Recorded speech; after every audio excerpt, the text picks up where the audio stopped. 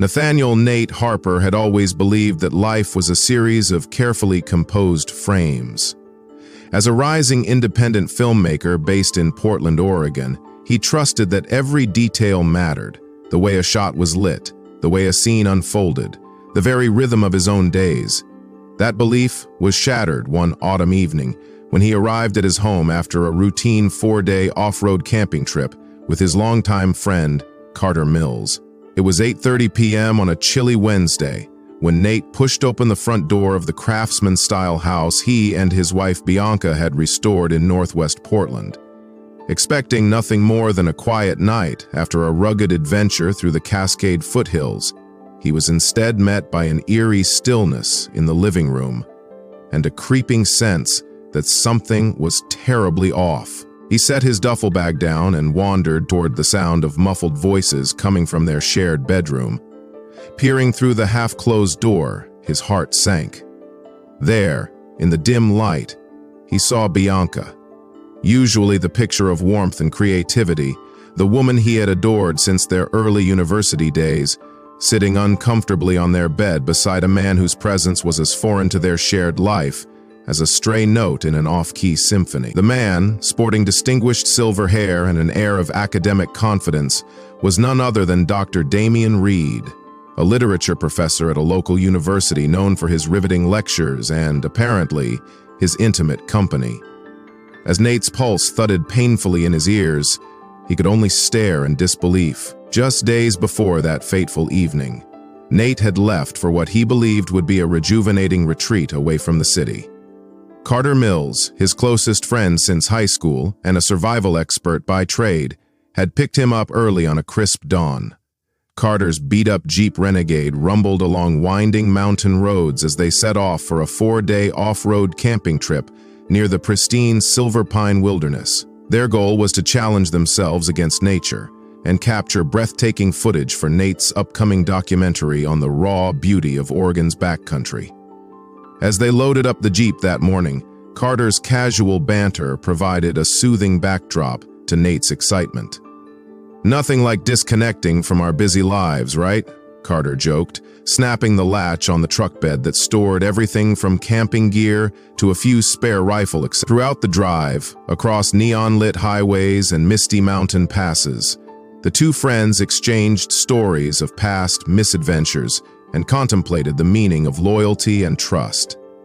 Nate, who had always thought that the foundation of his life, his marriage, his creative vision, was unshakable, had no inkling that his own life's narrative was about to be radically rewritten. It wasn't until much later, when Carter's phone buzzed with an alert during a quiet moment by the campfire, that the first hints of betrayal surfaced.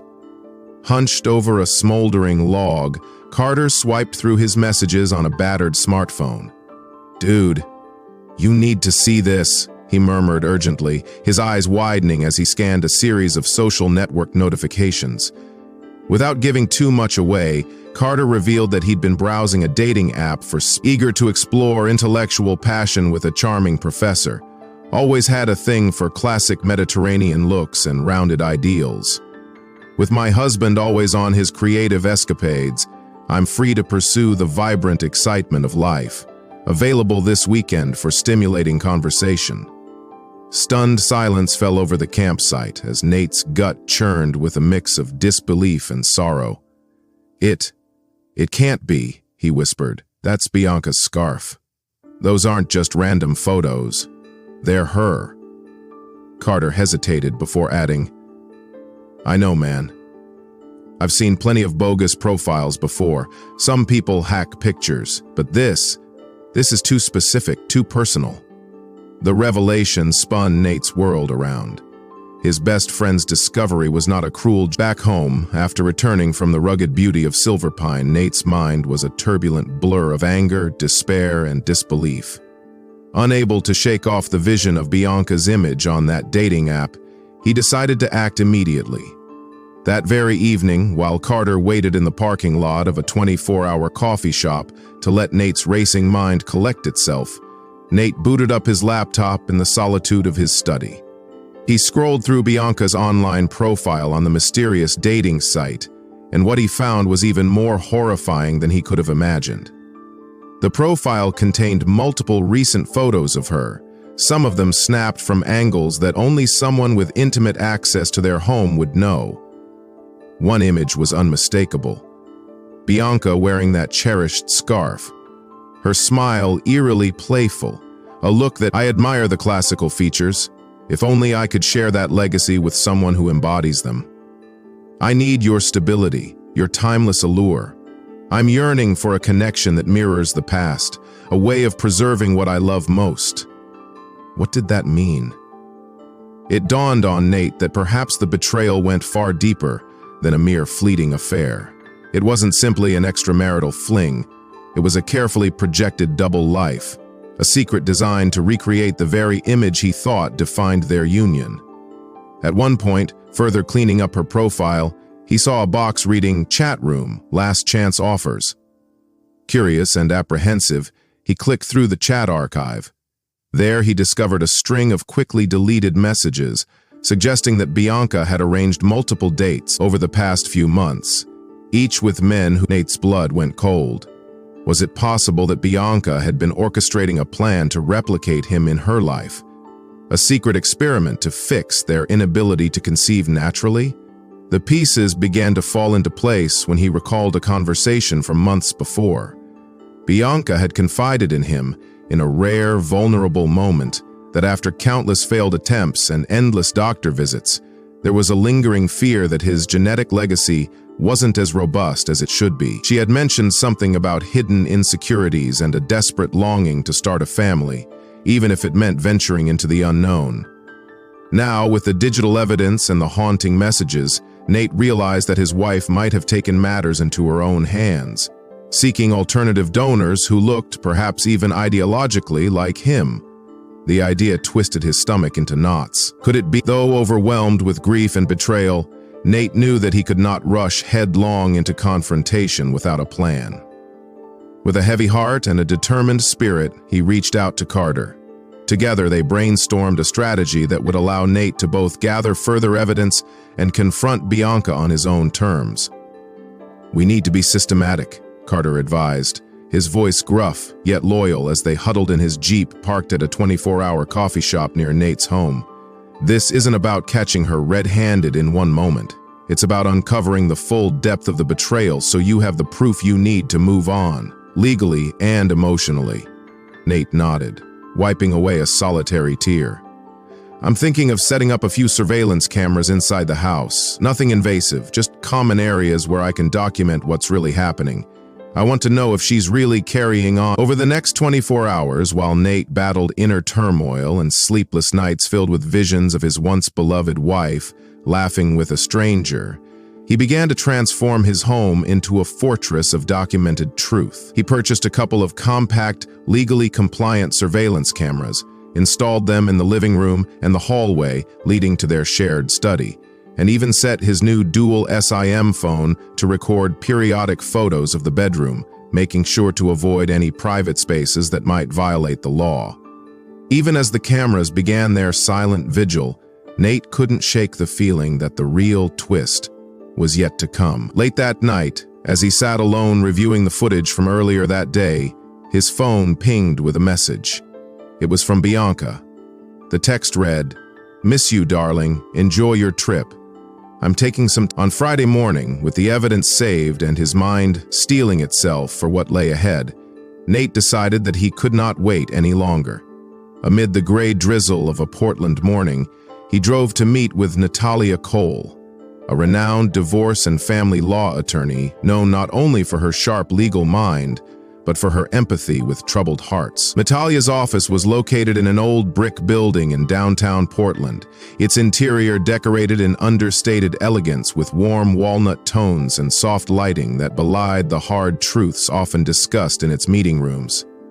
"Mr. Harper, I'm sorry you're going through this," Natalia said after carefully listening to his story and examining the evidence on his laptop. "Infidelity, especially when it's as elaborate and calculated as what you've described, leaves scars.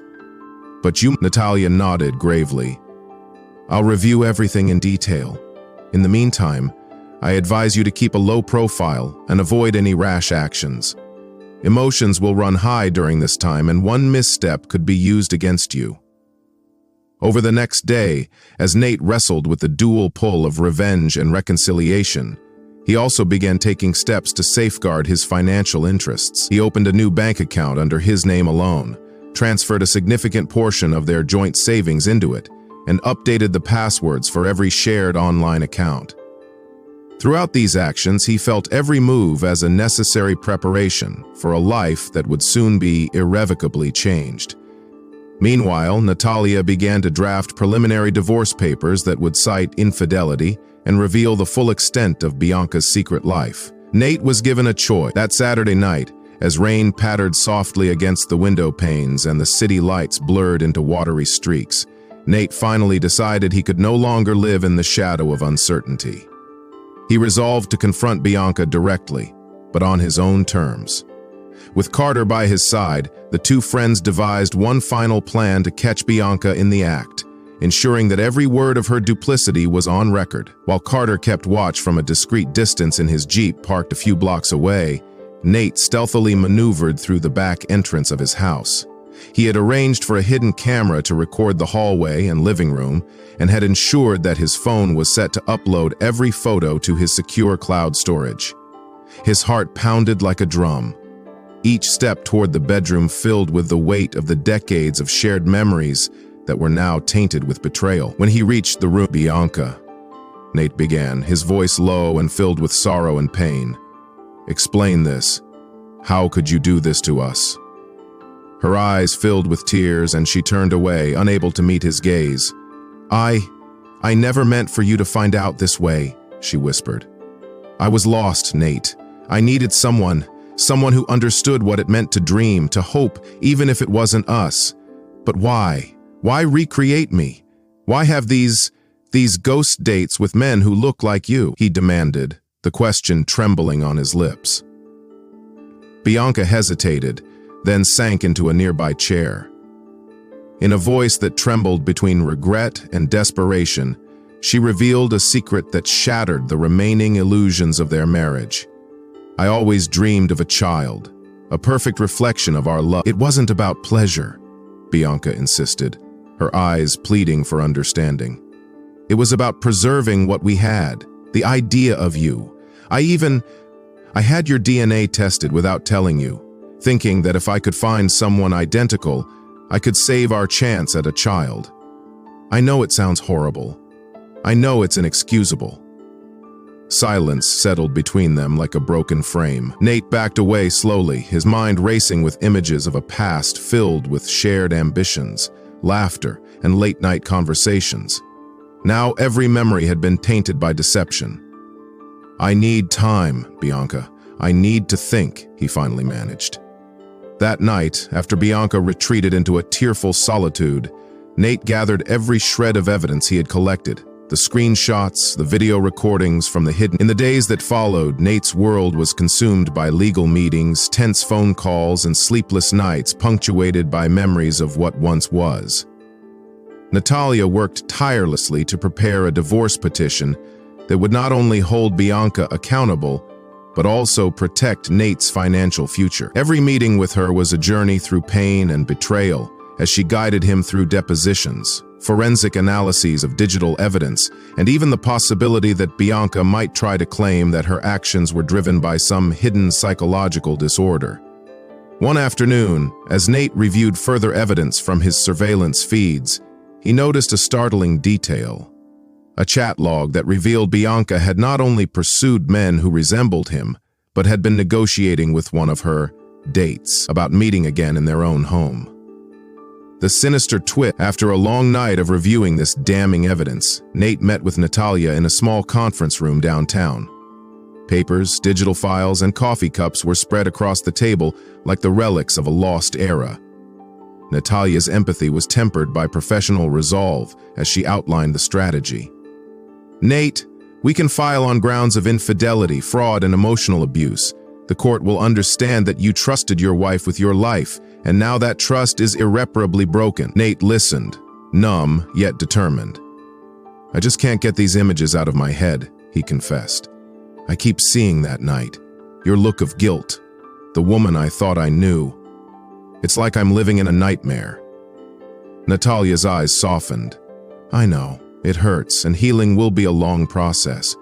But this is your chance to reclaim your life, to start over with." That call marked the end of one chapter and the uncertain beginning of another. Nate, though devastated, began to see hints of hope. In retrospect, the pain forced him to re-examine his own life, the creative projects he had neglected, the friendships he had taken for granted, the dreams he'd pushed aside in pursuit of marital bliss. Slowly, with the steady support of Carter and the gentle guidance of Natalia, he started to rebuild. He switched his focus back to his filmmaking.